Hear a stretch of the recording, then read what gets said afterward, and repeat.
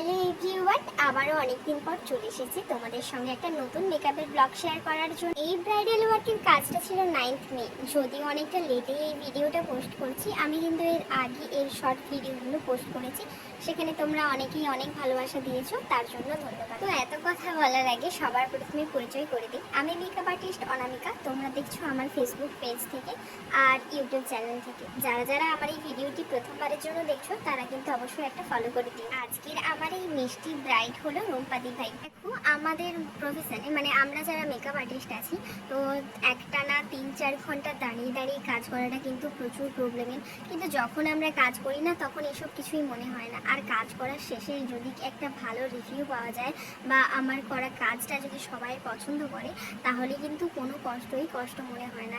ঠিক তেমনটাই আমরা যে এতক্ষণ ধরে কাজ করি, কাজ করার সঙ্গে সঙ্গে কিন্তু আমরা কন্টিনিউ বকবক করেই থাকি। তো আমি তো স্পেশালি প্রচুর কথা বলতে ভালোবাসি। এমনকি আমার যতগুলো ব্রাইড ছিল, মানে আজ পর্যন্ত আমি যতগুলো ব্রাইড করেছি, সবাই কিন্তু খুব ভালো এবং খুব মানে মিশুক, খুব কথা বলতেও ভালোবাসে। তো প্রত্যেককে যখন আমি রেডি করাই, প্রত্যেকের থেকে জিজ্ঞাসা করি যে তাদের বিয়েটা অ্যারেঞ্জ ম্যারেজ নাকি লাভ ম্যারেজ। ঠিক তেমনটাই আজকে এই দিদিভাইটারও কিন্তু লাভ ম্যারেজ। আর আমার ম্যাক্সিমাম যত ব্রাইড থাকে তো সবারই কিন্তু বেশিরভাগটাই লাভ ম্যারেজ। তো আজকের এই দিদিভাইটা কিন্তু ছিল সেম এজেরই লাভ ম্যারেজ। হ্যাঁ, একে অপরের প্রতি বিশ্বাস ভরসা রাখলে একদিন তো সেটা ঠিক পূর্ণতা পাবেই পাবে। এই দিদিভাইটার যেদিন বিয়ে ডেটটা ছিল না, সেদিন আরও একটা মজার ঘটনা ঘটেছে। তো সেটাই আজকে তোমাদের সঙ্গে শেয়ার করছি। আমি যখন দিদিভাইটাকে রেডি করাচ্ছিলাম, তো আমার রেডি হয়ে গেছে। তো কিন্তু রেডি হয়ে যাওয়ার পরও কিন্তু বর মশাই কিন্তু পৌঁছায়নি, কেননা ওয়েদার এতটাই খারাপ ছিল, এত পরিমাণে বৃষ্টি হচ্ছে, বাজ পড়ছে যে 10টা বেজে গেছে, তখনও পর্যন্ত কিন্তু বর মশাইয়ের কোনো পাত্তাই নেই। তো আমরাও তো সেরকম বাড়িও আসতে পারছি না, এত বৃষ্টি হচ্ছে, বাড়ি যাবোই বা কী করে। তো আমিও সেখানে অপেক্ষা করছিলাম। তো বৃষ্টি থামতে আমি বাড়ি এসেছি। আমি যখন বাড়ি আসি তখনও পর্যন্ত কিন্তু বর মশাই কিন্তু আসেইনি। তো আমি ভাবছিলাম এই ওয়েদারে আসবেই বা কী করে, পুরোটা চারিদিক একদম জলে ভরে গেছিলো।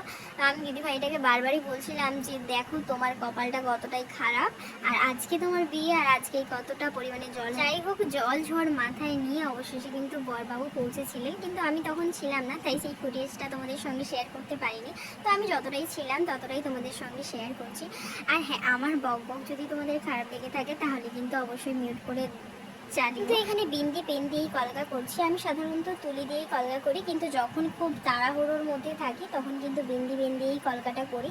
নাহলে এমনিতে কিন্তু তুলি দিয়ে কলকা করতে আমার বেশি ভালো লাগে, কিন্তু সময়ের অভাবে হয়তো করা হয়ে ওঠে না, তাই জন্যই বিন্দি পেন দিয়ে করি। তো অনেকেই কিন্তু বিন্দি পেন দিয়ে কলকা দেখতে চেয়েছিল। দেখো, এই ব্রাইড দিদি ভাইটার মাথায় যে কলকাটা করেছি ওটা কিন্তু পেন দিয়েই করেছি।